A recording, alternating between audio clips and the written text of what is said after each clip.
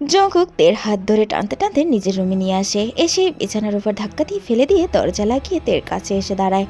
আবারও তের হাত ধরে টান দিয়ে দাঁড় করে বলে, তোর সাহস কি করে হলো আমার অনুমতি ছাড়া শাড়ি পরে আবার ওই কায়ের সামনে যাওয়ার? তে চুপচাপ দাঁড়িয়ে কান্না করিয়ে যাচ্ছে। জঙ্কুকের কথার কোনো উত্তরই দেয় না। সেটা দেখে জঙ্কুকের রাগ আরো বেড়ে যায়। জঙ্কুক তের গলা সাথে সাথে চেপে ধরে আর বলে, কি হলো?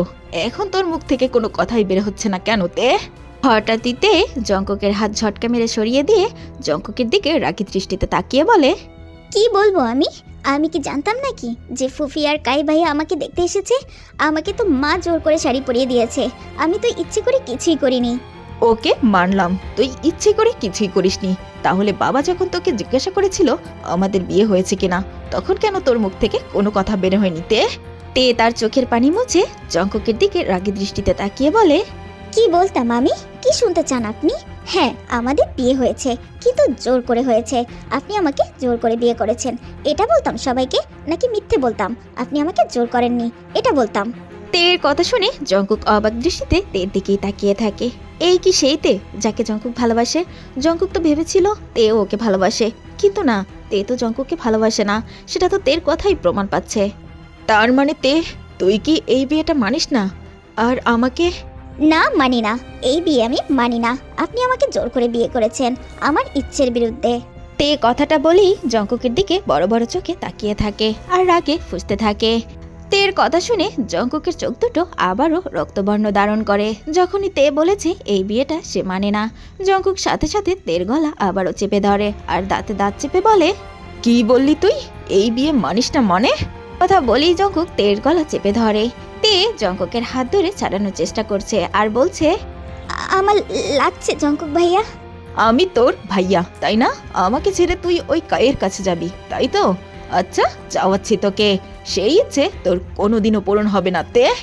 এই বলেই জঙ্কুক তেকে ধাক্কা দিয়ে বিছানার উপরে ফেলে দেয়। তে ভুট হয়ে বিছানার উপরে পড়ে যায়। তে পড়ে গিয়ে জোরে জোরে নিঃশ্বাস নিতে থাকে জঙ্কুকের হাত থেকে ছাড়া পেয়ে। হঠাৎই জঙ্কুক তের হাত ধরে আবারও টান দিয়ে তুলে দাঁড় করায়। তে ভয় পেয়ে যায়। জঙ্কুক তের শাড়ির আঁচল টান দিয়ে খুলে ফেলে। তে সাথে সাথে নিজের বুকে হাত রাখে নিজেকে ঢাকার জন্য। তে জঙ্কুকের দিকে ভয়ার্থক চোখে তাকিয়ে বলে, কি কি করছো কি জঙ্কুক ভাইয়া? তে আর কিছুই বলতে পারে না। তার আগে জঙ্কুক তের চুল ধরে টান দিয়ে নিজের কাছে নিয়ে এসে তের ঠোঁটে ঠোঁট বসিয়ে দেয়। তে চমকে যায়। তে জঙ্কুককে সরানোর জন্য হাত দিয়ে ধাক্কা দিতে থাকে, তবে জঙ্কুক এক চুল পরিমাণও সরছে না। জঙ্কুক তেকে কিস করার বদলে কামড় বসাতে থাকে। তে খুব ব্যথা পাচ্ছে। দু চোখ দিয়ে নোনা পানি গড়িয়ে গড়িয়ে পড়ছে, তবুও জঙ্কুক তের ঠোঁট ছাড়ছে না। তে আর সহ্য করতে পারছে না, জঙ্কুককে সরানোর চেষ্টা করেই যাচ্ছে। কিছুক্ষণ পর জঙ্কুক তের ঠোঁট ছেড়ে দিয়ে বিছানার উপরে ধাক্কা দিয়ে ফেলে দেয় তেকে। তের শাড়িটা পুরো খুলে নিজের হাতে পেঁচাতে পেঁচাতেই তের দিকেই আগাতে থাকে। সেটা দেখে তে পিছনে পেঁচাতে থাকে আর বলতে থাকে, জঙ্কুক ভাইয়া, কি করছো কি তুমি? আমাকে ছেড়ে দাও প্লিজ ভাইয়া, আমাকে ছেড়ে দাও। তের কথা শুনে জঙ্কুক টেবিল একটা স্মাইল দিয়ে তের পা ধরে টান দিয়ে নিজের কাছে নিয়ে আসে।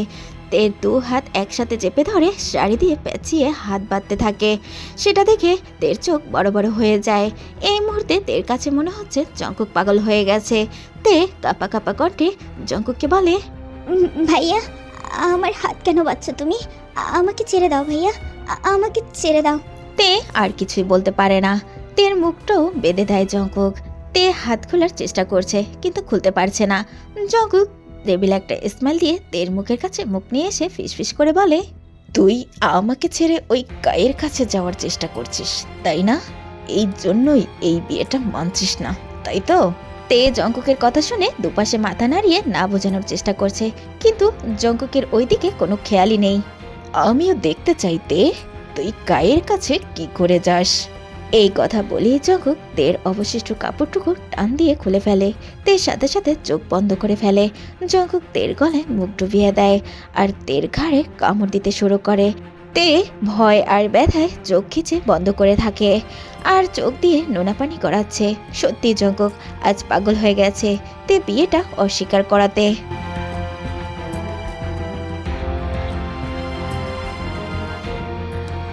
হঠাৎ জঙ্কুকের মনে হলো তে শান্ত হয়ে গেছে। তে একদম শান্ত, নড়াচড়া করছে না। সেটা দেখে জঙ্কুকও শান্ত হয়ে যায়। তের দিকে তাকায়। তে সেন্সলেস হয়ে গেছে। সেটা বুঝতে পেরে জঙ্কুক তের উপর থেকে নেমে যায় আর তের হাত মুখের বাঁধন খুলে দেয়। তের চোখের কোণে পানি চিকচিক করছে। জঙ্কুক এক দৃষ্টিতেই তের দিকেই তাকিয়ে থাকে। হঠাৎ জঙ্কুক তেকে নিজের বুকের সাথে জড়িয়ে ধরে আর বিড়বিড় করে বলতে থাকে, সরি জান, আমি তোকে অনেক কষ্ট দিয়ে ফেলেছি তাই না? আসলে তখন আমার মাথা ঠিক ছিল না।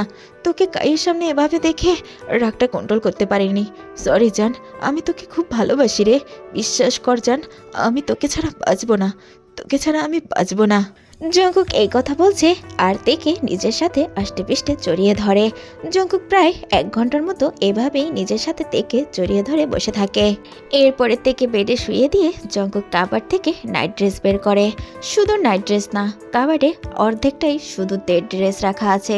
জঙ্কুক যখন যেটা পছন্দ করতো সেটাই নিয়ে আসতো, তবে তেকে কখনোই দিত না, নিজের কাছেই রেখে দিত। জঙ্কুক নাইট ড্রেসটা তেকে পরিয়ে দিয়ে ভালোভাবে বেডে শুয়ে দিয়ে ওয়াশরুমে যাওয়ার জন্য পা বাড়ায়। তখনই জঙ্কুকের চোখ পড়ে ওই শাড়িটার দিকে। জঙ্কুকের শাড়িটার চোখে পড়তেই রাগের আবারও ফুটে ওঠে। জঙ্কুক শাড়িটা নিয়ে বারান্দায় চলে যায় আর তাতে আগুন ধরিয়ে পুড়িয়ে ফেলে। এরপর জঙ্কুক ওয়াশরুমে চলে যায়। কিছুক্ষণ পর ওয়াশরুম থেকে বের হয়ে নিজের লাগেজ গুছিয়ে নিজেকেও একদম রেডি করে তের কাছে আসে। তের হাতটা ধরে, আবারও তের মুখের দিকে কিছুক্ষণ তাকিয়ে থাকে। তে, আমি চলে যাচ্ছি তোর থেকে অনেক দূরে। আমি তোকে আর বিরক্ত করব না। আমি জানি আমি তোর কাছে অপরাধী। আমি যা করেছি হয়তো তুই আমাকে কোনোদিনও ক্ষমা করবি না, আর আমাকে ক্ষমা করতেও হবে না। আমি নিজেকেই নিজে শাস্তি দিচ্ছি, তোর থেকে দূরে নিজেকে রেখে। তোর থেকে দূরে থাকাটা যে আমার জন্য কত বড় শাস্তি সেটা তুই বুঝবি না তে, বুঝবি না। জঙ্কুকের চোখে পানি ছলছল করছে। কথায় আছে পুরুষ মানুষ নাকি কাঁদে না। সত্যিই তো জঙ্কুক কান্না করছে না, তবে চোখের পানির সব দোষ। ওই তো কোনো বাধা মানছে না। এত বছর প্রিয় মানুষটার জন্য কোথাও যায়নি, কেউ কখনো জোর করে পাঠাতেও পারেনি। আর আজ দেখো প্রিয় মানুষটার চোখে অপরাধী হয়ে থাকতে পারবে না বলে নিজেকেই নিজে শাস্তি দিচ্ছে। জঙ্কুক তের কপালে, গালে, ঠোঁটে, চোখে অসংখ্য চুমু বসিয়ে দেয়। তবুও যেন জঙ্কুকের মন ভরছে না।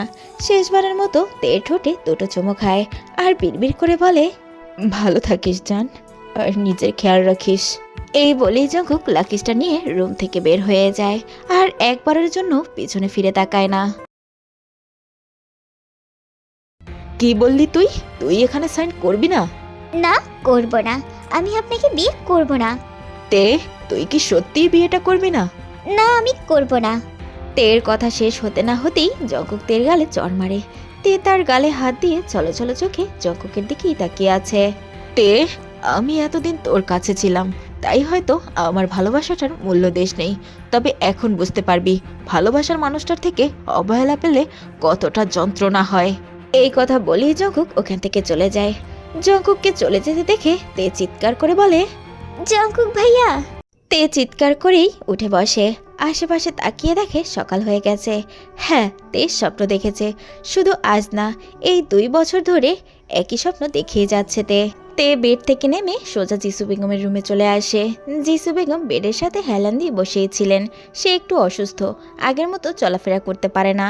যখন জিসু বেগম জানতে পারেন জঙ্কুক কোরিয়া চলে গেছে, সেই দিনই জেনি শ্বশুরবাড়ি থেকে চলে আসেন।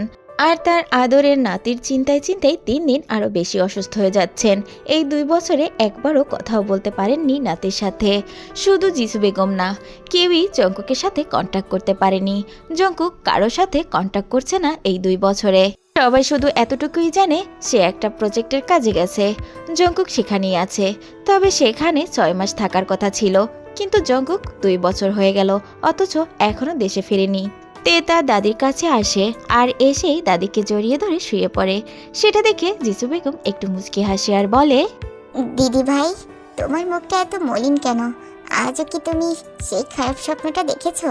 তে তার দাদির কথায় কোনো উত্তর দেয় না, চুপচাপ জড়িয়ে ধরে শুয়েই থাকে। জিসু বেগম বুঝতে পারে তের এখন মন খারাপ, তাই এখন তে কোনো কথাই বলতে চায় না। এমনকি তে আগের মতো নেই, আগের থেকে অনেক পরিবর্তন হয়ে গেছে। এখন আর আগের মতো দুষ্টুমি করে না, সবসময় চুপচাপ থাকে বেশি। আর যার সাথে দুষ্টুমি করবে সেই তো দেশে নেই। তে, তুই এখানে, আর আমি তোকে সারা বাড়ি খুঁজে বেড়াচ্ছি। জিসু বেগমের রুমের দরজার সামনে দাঁড়িয়ে জিমিন কথাটি বলে। শুধু যে তে পরিবর্তন হয়ে গেছে তেমনটা না, জিমিনও অনেক পরিবর্তন হয়ে গেছে। আগের মতো বাচ্চামো করে না, এমনকি সুগাকেও বিরক্ত করে না। কারণ তে আর জঙ্কুককে নিয়ে বাড়িতে এত ঝামেলা, তারপরে যদি কেউ জানতে পারে জিমিন সুগাকে ভালোবাসে তাহলে আবারও ঝামেলা হতে পারে। এইসব চিন্তা করে জিমিনও এখন অনেকটাই নিজেকে সামনে নিয়েছে। এই 2 বছরে অনেক কিছুই পরিবর্তন হয়ে গেছে। সেই আগের মতো এই বাড়িতে হই হুল্লোড় হয় না, সবাই যার যার কাজ নিয়েই ব্যস্ত থাকে। আর এম সুবিন জেহব সুগা নাস্তা করার জন্য ডাইনিং টেবিলে বসে আছে। জিন বেগম ইয়ঞ্জুন বেগম সবাইকে নাস্তা দিচ্ছে। আয়ু তার মেয়েকে কোলে নিয়ে দাঁড়িয়ে আছে। মেয়েকে নিয়ে আয়ু কিছুই করতে পারে না। হ্যাঁ, আয়ু আর জেহবের একটা মেয়ে হয়েছে। মেয়ের বয়স 6 মাস। সবাই তাকে ভালোবেসে নাম দিয়েছে কিমহিয়া। তে জিমিন কোথায়? ওদেরকে ডাকো, সবার সাথে আমার একটা ইম্পর্টেন্ট কথা আছে। ওরা তো এখনো নিচে আসেনি। আচ্ছা, আমি ওদেরকে ডেকে নিয়ে আসছি। মা, তোমাকে আর যেতে হবে না, আমরা এসেছি। ও, তোরা এসেছিস, ভালো করেছিস। তোর বাবা তোদেরকে কি যেন বলবে। তে জিমিন এসে ডাইনিং টেবিলে বসে। সেটা দেখে সুবিন সাহেব বলেন, তে মামনি, তুমি এসেছো, ভালো করেছো। আমার ইম্পর্টেন্ট কথাটাই তোমাকে নিয়ে। সুবিন সাহেবের কথাটা শুনে তে অবাক দৃষ্টিতে সুবিন সাহেবের দিকে তাকায় আর বলে, আমাকে নিয়ে মানে? হ্যাঁ, তোমাকে নিয়ে। আর কথাটা হলো, আমি তোমার বিয়ে ঠিক করেছি। সুবিন সাহেবের কথা শুনে যেন সবার মাথায় আকাশ ভেঙে পড়ে। কি বলছে এসব? তের বিয়ে মানে? তের বিয়ে তো হয়ে গেছে জঙ্কুকের সাথে, আবার কিসের বিয়ে? সুবিন ভাই, তুমি এসব কি বলছো? এ আমার ছেলের বউ, ওকে আবার বিয়ে দিবে মানে? সুবিন, তুমি এসব কি বলছো? তুমি আবার এর বিয়ে দিবে মানে? আর কার সাথে বা বিয়ে দিবে তুমি? ভাবি, আমি 2 বছর অপেক্ষা করেছি জঙ্কুকের আসার, কিন্তু জঙ্কুক তো আমার মেয়ের কোনো খোঁজ খবরই নেয় না, এবং কি দেশেও আসে না। তাই আমি ঠিক করেছি আমি আমার মেয়েকে বিয়ে দিব। জঙ্কুকের আসার অপেক্ষা করতে করতে তো আর আমার মেয়ের জীবনটা নষ্ট করতে পারি না। তাই আমি ঠিক করেছি কাইয়ের সাথেই আমার মেয়ের বিয়ে দিব। জঙ্কুক দেশে আসছে না বলে তুমি আবার তাকে বিয়ে দিবে? আজ হোক বা কাল জঙ্কুক তো দেশে আসবে, তখন ওকে কি বলবে তুমি? হ্যাঁ, আমি থেকে আবার বিয়ে দিব। আর যদি জঙ্কুক আসে তাহলে যা বলার আমি বলে দিব, সেটা নিয়ে তোমাদের ভাবতে হবে না। সুগা চুপচাপ খেয়ে যাচ্ছে, তেও চুপচাপ খেয়ে যাচ্ছে। জিমিন হা করে তাকিয়ে আছে তের দিকে, কারণ তের আবার বিয়ে দিবে, অথচ তের মধ্যে কোনো রিয়াকশনই নেই। তে তো জঙ্কুক ভাইয়াকে ভালোবাসে, তাহলে এসব কেন শুনছে? তে কেন কিছু বলছে না, সেটাই জিমিন বুঝতে পারছে না। কাকাই, তুমি তেকে আবার বিয়ে দিবে ভালো কথা, কিন্তু যাকে বিয়ে দিবে তার মতামত কি নিয়েছো? আর সব থেকে বড় কথা, ওদের তো এখনো ডিভোর্সই হয়নি। যে হোক, তোমার কথা আমি বুঝতে পারছি, তবে তে আমার মেয়ে, ও কখনোই আমার কথার অবাধ্য হবে না, সেটা আমি ভালো করেই জানি। আর ডিভোর্সের ব্যাপারটা আমি দেখে নিব। কাকাই, তাই বলে তুমি তের মতামত জানতে চাইবে না? তোমরা কি চাচ্ছ? তের মুখ থেকে শুনতে চাচ্ছ ও এই বিয়েতে রাজি কিনা? এখন একমাত্র ভরসা তে। সবাই জানে তে কখনোই এই বিয়েতে রাজি হবে না, তাই সবাই তের মুখের দিকেই তাকিয়ে আছে তে কি বলবে সেটা শোনার জন্য। তে মামনি, তুমি কি আমার সিদ্ধান্তে রাজি? তে চুপ করে আছে। সবাই অপেক্ষা করছে তে কি বলবে সেটা শোনার জন্য। তে কিছুক্ষণ চুপ করে থাকে, এরপরে বলে, বাবা, তোমার সিদ্ধান্ত মানি আমার সিদ্ধান্ত। এতক্ষণ সবাই আশায় ছিল তে হয়তো বিয়েটা আটকাবে, কিন্তু তে এটা কি বলল? তে রাজি মানে? সবাই হতভম্ব হয়ে তের মুখের দিকে তাকিয়ে আছে। জিন বেগম মানতে পারছে না তের বিয়েটা। তের যদি বিয়ে হয়ে যায় তাহলে তার ছেলেটা আর বাঁচবে না। তাই বিয়েটা আটকানোর জন্য সুগার কাছে এসে দাঁড়ায় আর বলেন, সুগা বাবা, তুই তো বলেছিলি তে আর জঙ্কুককে যেন কেউ আলাদা না করে, তাহলে এখন কেন চুপ করে আছিস? জিন বেগমের কথা শুনে সুগা খাওয়া থামিয়ে দেয় আর মাথা নিচু করেই বলে, মামুনি, যেখানে জঙ্কুক ভাইয়া নিজেই আমার বোনকে ভুলে গিয়েছে, সেখানে আমি আর কি করতে পারি তুমিই বলো। আমি তো চাইবো না আমার বোনটা সারা জীবন এভাবে কষ্টে থাকুক। এই কথা বলেই সুগা আর 1 মিনিটও ওখানে বসে না, সোজা উঠে তার রুমে চলে যায়। ভাই, তোমার কি কোনো আপত্তি আছে আমি আমার মেয়েকে আবার বিয়ে দিলে? না সুবিন, আমার কোনো আপত্তি নেই। জঙ্কুক যেমন আমার ছেলে, তেও তেমন আমার মেয়ে। একজনের জন্য তো আর একজনের জীবন নষ্ট করতে পারি না। ভাই, আমি ঠিক করেছি সামনের শুক্রবারে ওদের বিয়েটা দিয়ে দিব, তুমি কি বলো? তুমি যেটা ভালো মনে করো তুমি সেটাই করো। হঠাৎই তে পুরো খাবারটা না খেয়ে ওখান থেকে উঠে চলে যায়। সেটা দেখে জিমিনও তের পিছু পিছু উঠে যায়। তে সোজা জঙ্কুকের রুমে আসে, কারণ তে জঙ্কুকের রুমেই থাকে এই 2 বছর ধরে। জিমিনও তের পিছু পিছু জঙ্কুকের রুমেই আসে আর বলে, তে, তুই এটা কি করলি? তুই না জঙ্কুক ভাইয়াকে ভালোবাসিস, তাহলে এই বিয়েতে রাজি হলি কি করে?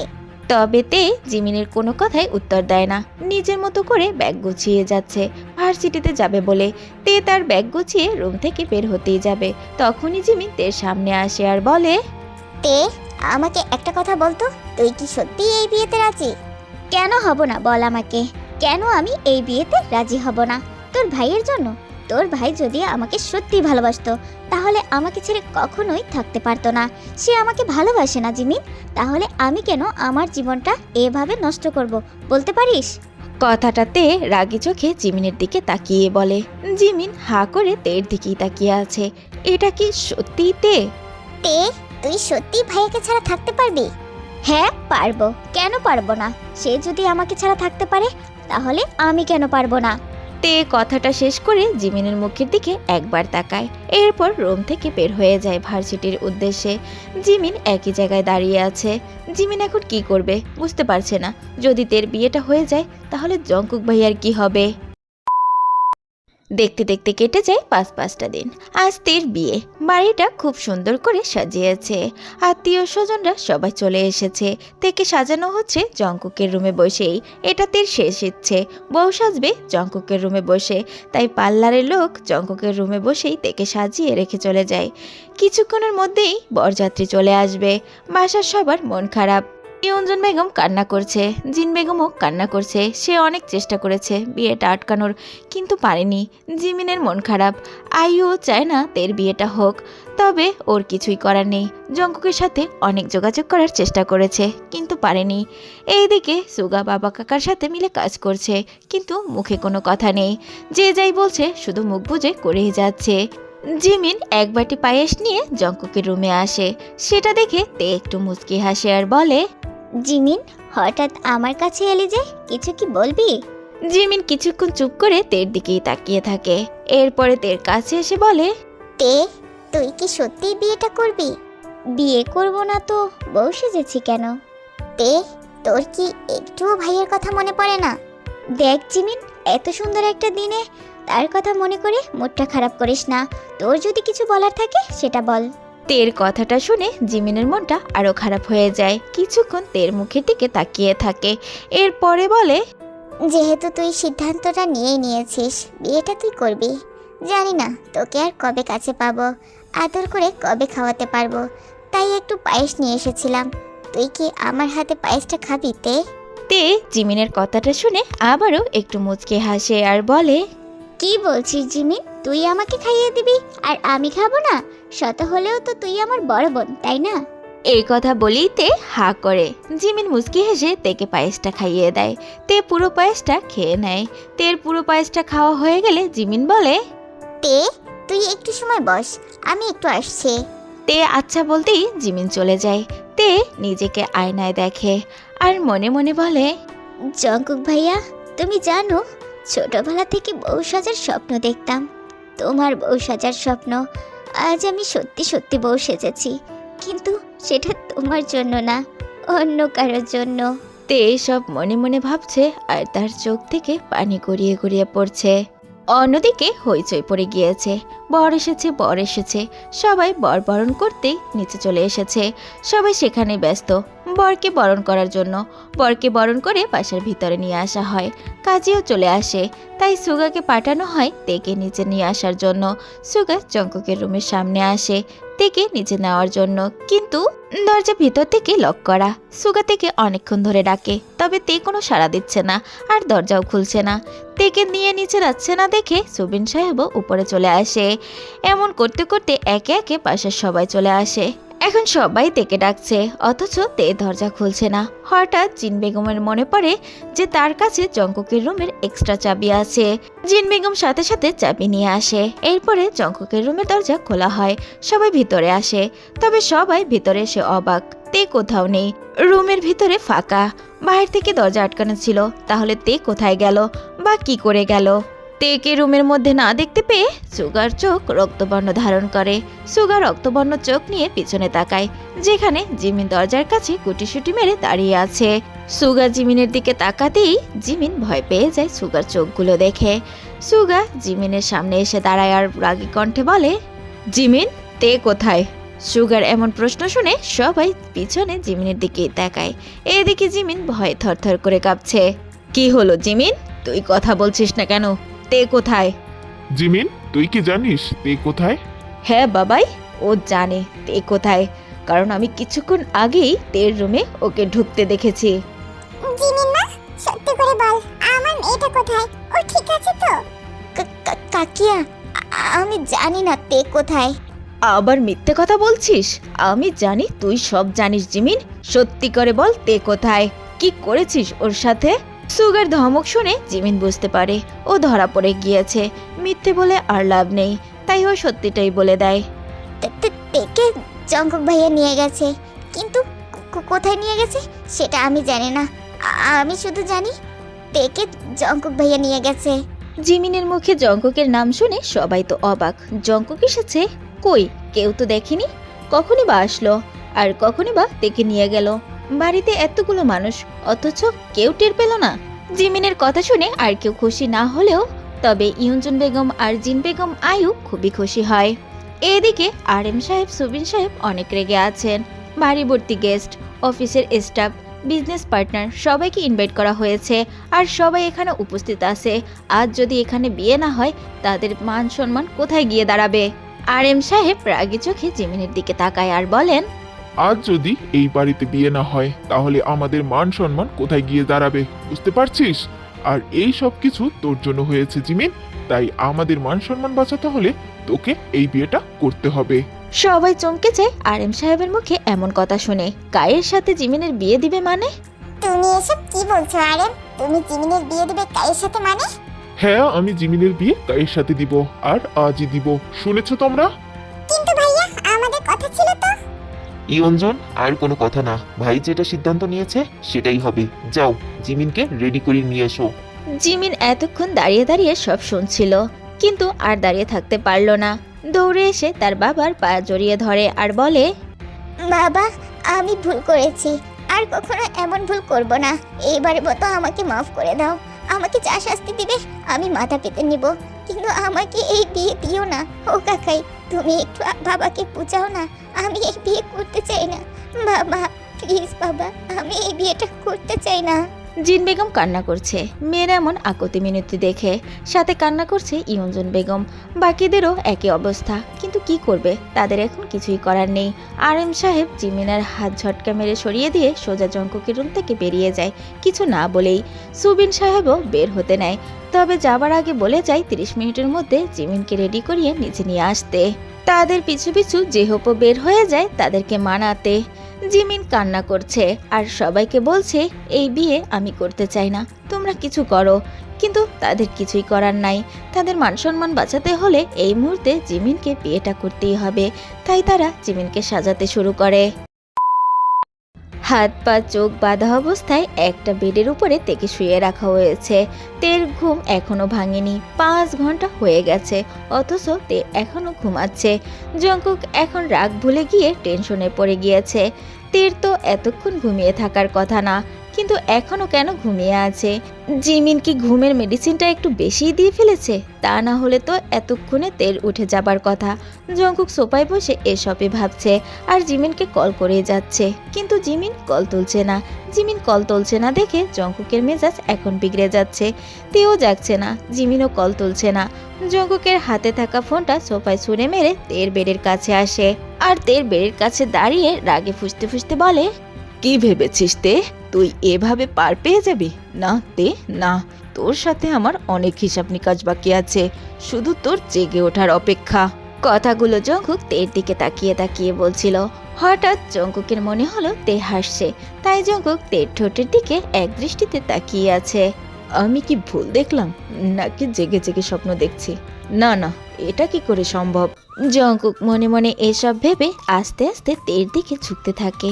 একদম তের ঠোঁটের কাছে চলে আসে। জঙ্কুকের নিঃশ্বাস তের মুখে আশ্রে পড়ছে। জঙ্কুকের যেন নেশা লেগে যাচ্ছে তের ওই ঠোঁট দুটো দেখে। 2 বছর পর এত কাছ থেকে দেখে মন চাচ্ছে চাপটে জড়িয়ে ধরতে আর ওই ঠোঁটের মধু খেতে। জঙ্কুক সাথে সাথে নিজের চোখ দুটো বন্ধ করে ফেলে আর মনে মনে বলে, না জঙ্কুক না, তুই এসব কি করছিস? তুই তো ওর উপরে রেগে আছিস। Control your self. হঠাৎ জঙ্কুকের ঠোঁট দুটো কেউ আঁকড়ে ধরে। জঙ্কুক চমকে যায়, চোখ খুলে তাকায় আর তাকিয়ে দেখতে পায় তেকে। জঙ্কুকের চোখ বড় বড় হয়ে যায়। তে তো ঘুমিয়েছিল, আর সব থেকে বড় কথা তের চোখ তো বাঁধা। তাহলে ও কি করে বুঝলো এখানে কেউ আছে কিনা? তে জঙ্কুকের গলায় 2 হাত জড়িয়ে ধরে টান দেয়। জঙ্কুক পড়ে যায় তের উপরে। জঙ্কুক তো তার হাতের উপরে ভর করে ঝুঁকেছিল। তে জড়িয়ে ধরে টান দেওয়াতে তাল সামলাতে না পেরে তের উপরেই পড়ে যায়। জঙ্কুক সত্যি কিছু বুঝতে পারছে না ওর সাথে এসব কি হচ্ছে। জঙ্কুক এক টান দিয়ে তের চোখের বাঁধন খুলে ফেলে। তে মিটমিট করে জঙ্কুকের দিকে তাকায়। দুজনের চোখে চোখ মিলে যায়। এক দৃষ্টিতে দুজন দুজনের দিকে তাকিয়ে থাকে। 1 মিনিট না, 2 মিনিট না, 5 মিনিট না, টানা 10 মিনিট তাকিয়ে থাকে দুজন দুজনের দিকে। 2 বছর পরে সামনাসামনি হয়েছে, তারা এত কাছাকাছি এসেছে।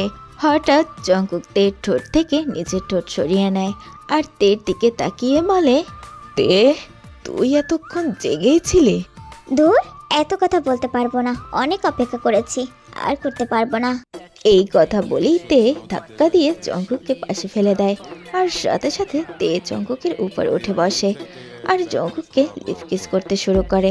জঙ্কুক তো কিছুই বুঝতে পারছে না এটা কি সত্যি নাকি এটা স্বপ্ন দেখছে। তে নিজের ইচ্ছায় ওকে কিস করছে। তে জঙ্কুককে কিস করতে করতেই জঙ্কুকের শার্টের বোতাম খুলে ফেলে আর তের হাত রাখে জঙ্কুকের উদাম বুকে। তের এমন স্পর্শতে জঙ্কুক হট হয়ে যায়। ভালোবাসার মানুষটার এমন স্পর্শ কোন পুরুষ উপেক্ষা করতে পারে? আর এমন একটা দিনের জন্য তো জঙ্কুক কত বছরই না অপেক্ষা করেছে। এতক্ষণ নিজেকে যতটুকু সম্ভব আটকে রেখেছে, কিন্তু এইবার আর পারল না। এতক্ষণ তে কিস করলেও জঙ্কুক করেনি। হঠাৎ জঙ্কুক তেকে জড়িয়ে ধরে তেকে নিচে ফেলে জঙ্কুক তের উপরে উঠে যায় আর তের দিকে তাকিয়ে বলে, তে, আমি এমন কিছুই করতে চাইনি, তুই আমাকে ইচ্ছে করে এমনটা করতে বাধ্য করেছিস। কথাটা শেষ করেই জঙ্কুক হাত খোলা শার্টটা টান দিয়ে খুলে ফেলে। এরপর তেকে লিপ কিস করতে শুরু করে।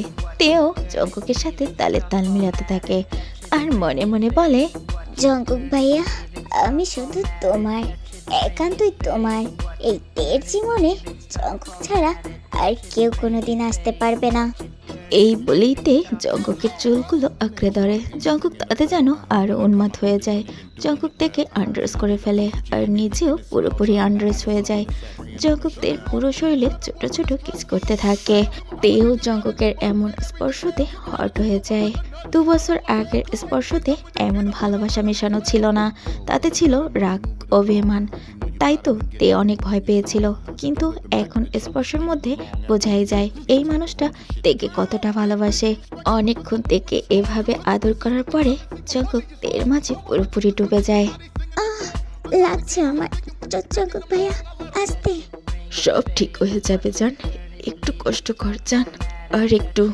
তোমার জন্য এতটুকু কষ্ট সহ্য করতে পারবো জঙ্কুক ভাইয়া। Bring it, pay it, watch it, turn it, leave it, start format it, touch it, bring it, pay it, watch it, turn it, leave it, start format it. The god of the block, you see that I'm back. Every single time that I drop, your shit is a rap.